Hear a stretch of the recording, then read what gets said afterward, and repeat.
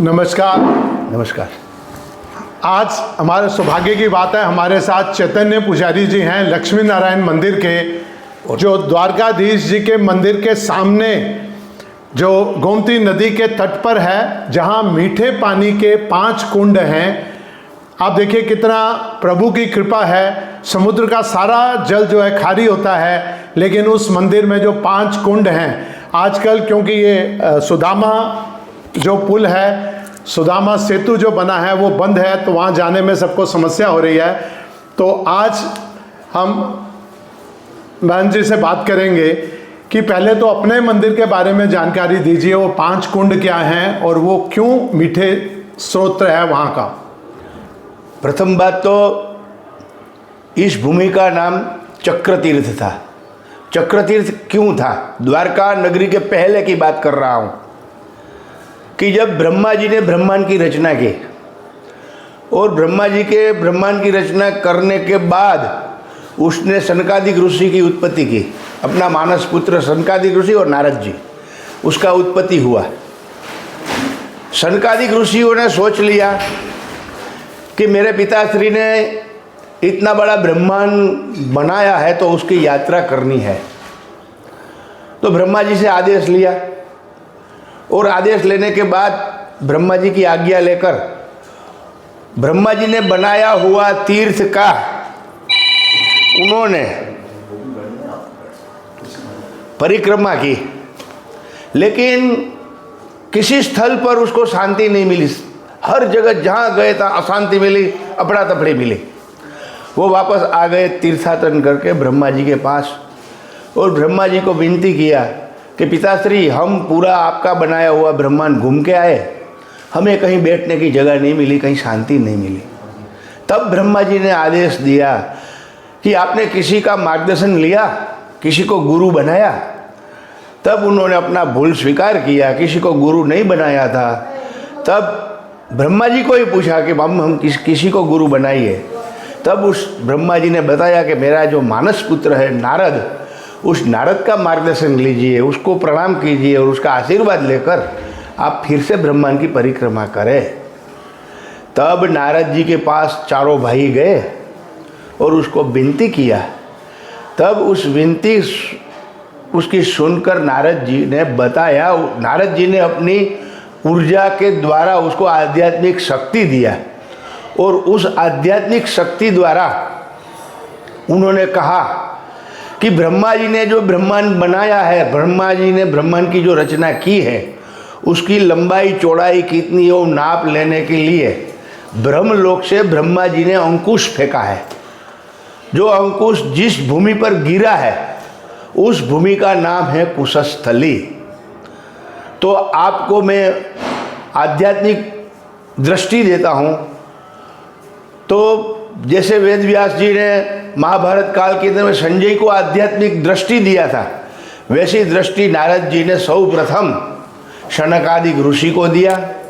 सनकादिक ऋषि ने उस आध्यात्मिक ऊर्जा से, अपने अंदर की चेतना से, जब ब्रह्मा जी ने अंकुश फेंका, उस अंकुश के अंदर में सेंटर पॉइंट बनाया, उसमें एक डोरी बांधा और आध्यात्मिक प्रकाश की डोरी को देखने की शक्ति नारद जी ने सनकादिक ऋषि को दिया। उस दृष्टि को देखते हुए, उस प्रकाश की डोरी को देखते हुए, उसको पकड़ते वो पूरा घूमते घूमते इस कुशस्थली में आए। तो वो कुशस्थली थी द्वारका, आज की द्वारका। उस समय उसका प्रथम नाम था कुशस्थली। कुशस्थली के अंदर में भगवान के पुत्र, चारों पुत्र आए। उसने वहाँ संध्या वंदना किया, उस भूमि पर उसको शांति मिला और वहाँ उसने 12,000 साल तक नारायण की उपासना की। 12,000 साल के बाद नारायण चक्र के रूप में समुद्र में से प्रकट हुए और इस चक्र के रूप में प्रकट हुए। यहाँ पर गोमती किनारे के ऊपर में संगम नारायण है, उसके पास में चक्र तीर्थ, चक्र नारायण का, भगवान का चक्र नारायण का मंदिर है आज भी। तो वहाँ पर से प्रकट हुए, तो इस भूमि का दूसरा नाम चक्र तीर्थ रखा गया। और उसने जब तब के लिए अपनी उपासना के लिए खारा समुद्र, खारा पानी, गोमती नदी, खारा रेती भूमि, ये सब खारा पानी, खारा भूमि था। अपनी उपासना के लिए, संधना वंदना के लिए उन्होंने अपने मंत्रों बल से, अपनी आध्यात्मिक ऊर्जा से उसने जल प्रकट किया और वो जल पीने लायक मीठा रहा। तो उस नारद जी का मार्गदर्शन लेकर उस समय से प्रथम बार गुरु परंपरा चालू हुई। जहाँ हम भारतवर्ष के अंदर में जो गुरु परंपरा है, वो गुरु परंपरा का प्रथम गुरु है नारद, और नारद द्वारा सनकादिक ऋषि को शिष्य बनाया और इस परंपरा चालू हुई। नारायण प्रसन्न हुए, नारायण ने मांगने का कुछ कहा, तब कहा कि हमने बहुत कुछ पा लिया है, हमें आपकी कृपा है, हमें कुछ नहीं चाहिए। तब भगवान ने उसको बताया कि आपको कुछ तो मेरे को देना है, आपने मेरी उपासना किया है। तब उन्होंने बताया कि इस नगरी के ऊपर में हमने जो तपश्चर्या की 12,000 साल तक, यहाँ से आपकी उत्पत्ति हुई, ये इसका नाम चक्रतीर्थ होना चाहिए, तो इसका नाम, दूसरा नाम चक्रतीर्थ रखा गया। और बाद में उन्होंने और कुछ मांगने का कहा। तब उन्होंने मांगा कि ये भूमि, ये सूर्य चंद्र रहे तब तक ये भूमि पंचतीर्थ नाम से प्रसिद्ध होनी चाहिए। भगवान ने उसको आशीर्वाद दिया। और फिर भी कुछ मांगने का कहा। तब बताया कि मेरा देवकी के गर्भ में 8वां अवतार होगा, और 8वां अवतार समाप्ति के बाद मेरा अवतार कार्य संपन्न हो जाएगा। बाद में मेरी शिव विग्रह की पूजा भक्त द्वारा होगी। उस श्री विग्रह के अंदर में आपके चरण में मेरा स्थान होना चाहिए। तो आज भी भगवान द्वारकाधीश जी का जो स्वरूप है वो 16 कलाओं से परिपूर्ण है, 16 चिन्ह है, और उसमें सनकादिक ऋषि मुनि भगवान के श्री चरण के अंदर में आज भी विराजमान है मूर्ति स्वरूप, और उसकी पूजा नित्य होती है सनकादिक ऋषियों की, क्योंकि प्रथम गुरु नारद जी है और उस भाव से उसकी पूजा की जाती है। तो ये बात हुई। बाद में महाभारत काल के अंदर में द्रौपदी का वस्त्रण हुआ। भगवान द्रौपदी ने सबको पुकार किया, किसी ने उसकी लाज नहीं बचाई। तब अपना सखा भगवान द्वारकाधीश को यानी कृष्ण को पुकार किया, बिन काज आज महाराज लाज गई मेरी, दुख हरो द्वारिकानाथ शरण में तेरी। उस समय भक्त वत्सल भगवान अपना स्वरूप को साड़ी के रूप में बना लिया और द्रौपदी को लपेट के उस साड़ी के रूप में बन गए। तो भगवान द्वारका से इंद्रप्रस्थ गए, यानी दिल्ली गए, आज के दिल्ली।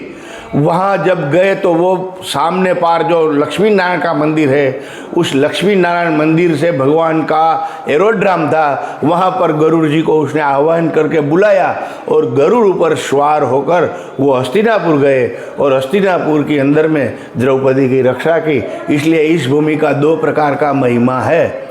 दूसरा, जब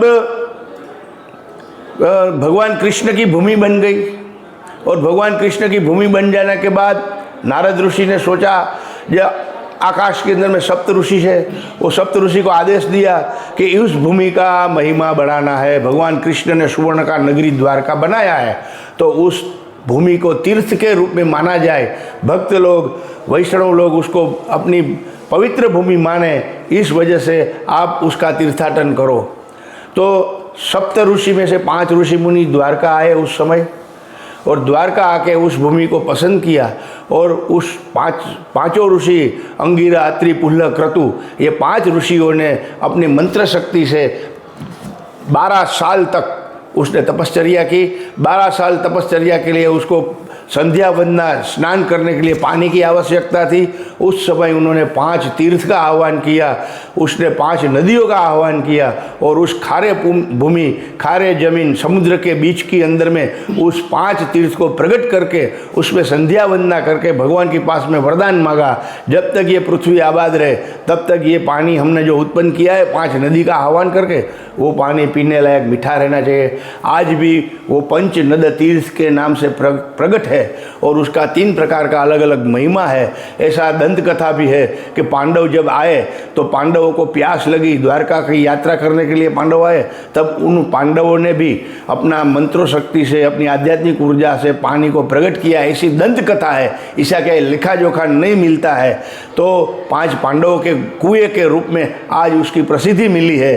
तो 5 कुंड का पानी का स्वाद है वो अलग अलग है।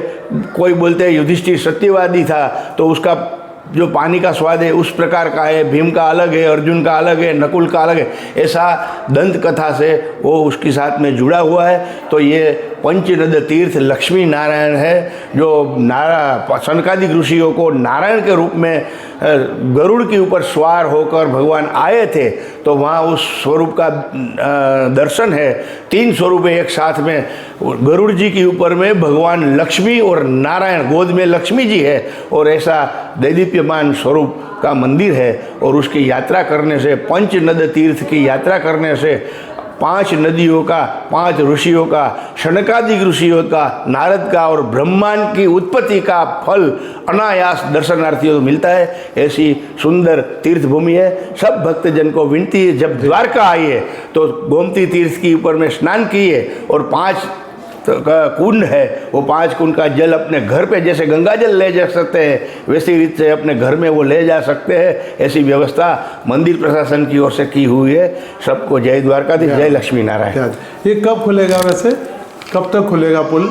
पुल में तो ऐसा है कि जब मोरबी का हादसा हुआ, हाँ, उस समय से ये पुल बंद कर दिया है। ओके। कोई जिम्मेवारी लेने वाला नहीं है, इसीलिए ये बंद पड़ा है। अच्छा, तो जब जल उतर जाता है तो पैदल जा सकते हैं और नाव में भी जा सकते हैं। अच्छा 2 मिनट के लिए केवल द्वारकाधीश मंदिर के बारे में जानकारी दीजिए। वैसे भागवत जी के अंदर में हमने पूरा कथा सुना है जी। कि भगवान का जन्म मथुरा में हुआ। मथुरा के बाद बच्चा ट्रांसफ़र किया गया और यशोदा की गोद में से बच्ची को लेकर गए और बाद में 11 साल 15 दिन तक भगवान कृष्ण ने, बाल कृष्ण ने गोकुल वृंदावन में बाल लीला किया। जी। जब कंस ने आतताई को, आतंकवाद को भेजा, तब भगवान ने अपना जो अवतार का कार्य है वो सफल करने के लिए उस आतताई को, आतंकवाद को नाश किया। भगवान ने अलग अलग राक्षसों का वध किया। कंस बहुत होशियार आदमी, बुद्धिशाली था। उन्होंने सोचा कि जब मैंने आतताई को, राक्षस को भेजा है, कोई ऐसी वृत्ति वाला को भेजा है, तो भगवान ने उसको मार गिराया है। अभी उसके साथ कुछ मेरे को भी छल करना पड़ेगा। तो उसके दरबार के अंदर में अक्रूर जी था। अक्रूर जी भगवान नारायण के उपासक थे। वो कंस को पता था, उसका दरबार के मंत्री संतरी में थे। उसने एक बार सोचा कि अक्रूर जी को भेजा जाए। अक्रूर जी को भेजा गया मथुरा के निमंत्रण देने के लिए कृष्ण और दाऊ को। अक्रूर जी आए और भगवान भक्तवत्सल से, वो भक्तवत्सल यानी कि भगवान किसी भक्त कहाँ से भी पुकारते हैं तो अपना गरुड़ सवारी, अपना चाकरी भी भूल जाते हैं, अपना उपवस्त्र भी भूल जाते हैं और सीधा दौड़ के भक्त के पास जाते हैं। ऐसा भगवान भक्तवत्सल द्वारकाधीश है। तो अक्रूर जी आए, अक्रूर जी के साथ वो बैठ गए, उसका कोई विरोध नहीं किया और मथुरा जाके मथुरा के अंदर में 7 दिन तक उसने मथुरा का मुआवजा किया। मथुरा नगरी की रचना देख ली। मथुरा नगरी की रचना देखने के बाद कुलियापीर नाम का हाथी का वध किया। बाद में चाणूर मुष्टिक के साथ द्वंद्व युद्ध किया, उसको मार गिराया और शाम के समय में कंस का वध किया। कंस की 2 पत्नी थी, दोनों पत्नी विधवा हो गई। वो जरासंध की बेटी थी, वो मायके चली गई। जरासंध को बताया कि कोई ग्वाला आया है, उसने मेरे पति को मार गिराया है, तो आप उसका बदला लो। तो उसका बदला लेने के लिए 17 बार चढ़ाई किया जरासंध ने। 18वीं बार जब भगवान की मथुरा के ऊपर में चढ़ाई किया, तब भगवान ने सोचा कि इस भूमि को छोड़ना पड़ेगा। तब उन्होंने माँ भद्रकाली का आह्वान किया। भद्रकाली उसको प्रसन्न हुई और भद्रकाली का मार्गदर्शन से लेकर वो द्वारका में आए, यहाँ स्वर्ण नगरी बनाया। और भगवान ने 11 साल 15 दिन की आयु गोकुल वृंदावन में व्यतीत किया। वहाँ से अक्रूर जी का नौता आया, कंस के दरबार में गए। मथुरा के अंदर में 14 साल भगवान रहे और बाद में वहाँ से भगवान द्वारका आए। द्वारका में सुवर्ण का नगरी बनाया और 100 साल भगवान ने यहाँ का वहीवट संभाला। तो इस भूमि का नाम उस समय से द्वारका नगरी बन गया। सुवर्ण का नगरी भगवान द्वारकाधीश जी ने यहाँ निर्मित किया और उस भूमि को भगवान कृष्ण ने अपना कर्म भूमि, अपना धर्म भूमि और अपना मर्म भूमि बनाकर इस त्रिवेणी संगम, जैसे प्रयागराज में त्रिवेणी संगम है, गंगा सरस्वती यमुना है, इसी रीत से इस द्वारका की भूमि को कर्म के हिसाब से त्रिवेणी संगम बनाया। ये भगवान कृष्ण की, द्वारकाधीश की कर्म भूमि है, धर्म भूमि है और मर्म भूमि है। इस भूमि के अंदर में जो लोग आते हैं उसको ग्रह नक्षत्र तारामंडल दोष इस वगैरह प्रकाश का दोष में से मुक्ति मिलती है। भगवान द्वारकाधीश जी का जो ये शिखर है वो 150 फुट की उसकी ऊंचाई है। 72 खंभों यानी कि 72 खंभों के ऊपर में इस मंदिर की रचना है। उसकी आसमानी तस्वीर आप देखोगे तो वो श्री यंत्र की भांति है। श्री यंत्र के अंदर में 4 भूपुर होते हैं, धर्म अर्थ काम और मोक्ष के द्वार होते हैं।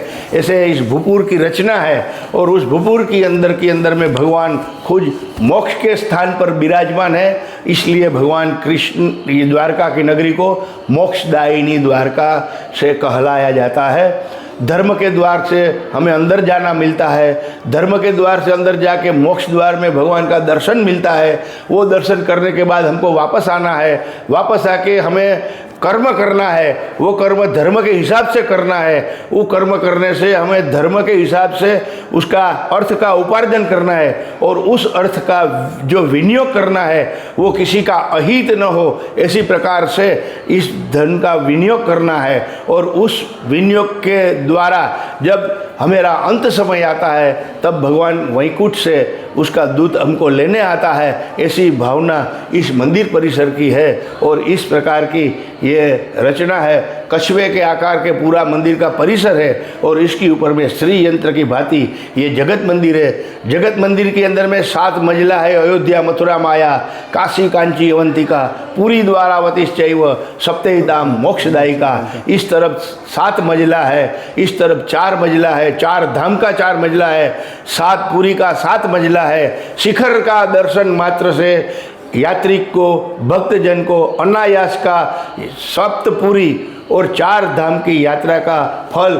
इस जगत मंदिर का दर्शन करने मात्र से मिल जाता है। ऊपर में 52 गज की ध्वजा है जो जिसके अंदर में आध्यात्मिक जो ध्वजा का रहस्य है वो आध्यात्मिक रहस्य ऐसे है जैसे नई मंदिर में मूर्ति का प्राण प्रतिष्ठा होता है उस प्रकार इस ध्वजा जी की पूजा होती है। और उसके अंदर में 9 ग्रह, 12 राशि, 27 नक्षत्र, 4 दिशा और सूर्य चंद्र रूपी उसकी आंख बिठा के उसका आह्वान किया जाता है और इसके अंदर में उसका पूजन किया जाता है। भगवान कृष्ण का नाम जपने वाला, भगवान द्वारकाधीश की उपासना करने वाले को ग्रह दोष, दिशा दोष, नक्षत्र दोष का प्रकाश का जो उसका कर्म के हिसाब से जो दोष लगता है उसमें से अनायास से मुक्ति मिल जाती है। और उस प्रकार इस ध्वजा का महिमा है। तो ये भगवान द्वारकाधीश जी का है। 5-6 बार भगवान का झंडा चेंज होता है। जब तक हम हमारे इष्ट देव को पंच तत्व से समर्पित नहीं होते हैं और छठा आत्मा उसके श्री चरण में अंगीकार नहीं कर देते, हम उसको अर्पण नहीं कर देते, तब तक हमेरा कोई पण शुभ कार्य या हमारी कोई मनोकामना फलीभूत नहीं होती है। तो उस वजह से द्वारकाधीश मंदिर के शिखर पर 6 टाइम ध्वजा चेंज होती है। वो 5 तत्व और छठा आत्मा के रूप में इस ध्वजा जी रोज़ दिन में 6 बार अर्पण होती है और वो चेंज होती है। उसकी व्यवस्था गुगली ब्राह्मण 505 समस्त के द्वारा उसका एडवांस बुकिंग होता है। आज 2035 तक की ध्वजा का बुकिंग हो चुका है और भक्तजन आते हैं तो उसको एक्स्ट्रा ध्वजा जी जो है उसमें ड्रॉ सिस्टम से ध्वजा भी मिल सकती है। ऐसी व्यवस्था द्वारकाधीश मंदिर की है। इस तरफ 56 सीढ़ी है, 56 सीढ़ी है। तो 56 सीढ़ी का जो अलौकिक महिमा है वो 56 सीढ़ी का महिमा ये है कि काम क्रोध मद मोह लोभ और मत्सर 6 प्रकृति है। 6 प्रकृति का 6 का पेटा विभाग अलग अलग होता है। क्रोध है 5, 7, 8 प्रकार का है, प्रेम है 7, 8 प्रकार का है, वो सबको मिला के 56 होता है। तो हम जब तक गोमती स्नान करके शरीर को पवित्र करते हैं, अपना धन का दान करके धन को पवित्र करते हैं, कुछ जब तब करके या पितरों को याद करके पिंडदान करके हम मेरा मन पवित्र करते हैं। तन मन धन पवित्र होने के बाद एक एक सीढ़ी पर एक एक भोग का त्याग करके हमें आगे रास्ता मिलता है, तो हम स्वर्ग द्वार मिलता है। जो उस 56 सीढ़ी के पास में जो भगवान द्वारकाधीश का मेन द्वार है उसको स्वर्ग द्वार बोला जाता है। उस स्वर्ग द्वार के अंदर में से हमें अंदर जाने का मौका मिलता है। बाद में भगवान का शिखर का दर्शन होता है। शिखर के दर्शन के बाद धर्म के द्वार से हमें भगवान नारायण का दर्शन मिलता है। ऐसी सुंदर व्यवस्था है। 56 और 52 का आप कंबाइन करोगे तो 108 बनके की माला भगवान कृष्ण का जप करेगा, द्वारकाधीश का जप करेगा, उसका कल्याण होना ही है। ऐसी इस मंदिर की सुरचना है। और उस तरफ मोक्ष द्वार है, तो स्वर्ग द्वार और मोक्ष द्वार के बीच में यह सुंदर नगरी बनी हुई है। सब भक्तजनों को जय द्वारकाधीश। बहुत बहुत धन्यवाद, बहुत बहुत धन्यवाद। कितनी अच्छी जानकारी हमें मिली है। आप सब इस चैनल से जुड़े रहें। आपके कभी भी प्रश्न हो द्वारकाधीश के बारे में, सनातन धर्म के बारे में, आप मुझे अवश्य लिखें। दोबारा पुनः मौका मिलेगा, हम स्वामी जी से जो हमारे मंदिर के मुख्य पुजारी हैं इनसे हम फिर जानकारी लेंगे। आप सबको नमन, आपको भी मेरा प्रणाम है। जय हो, जय द्वारकाधीश।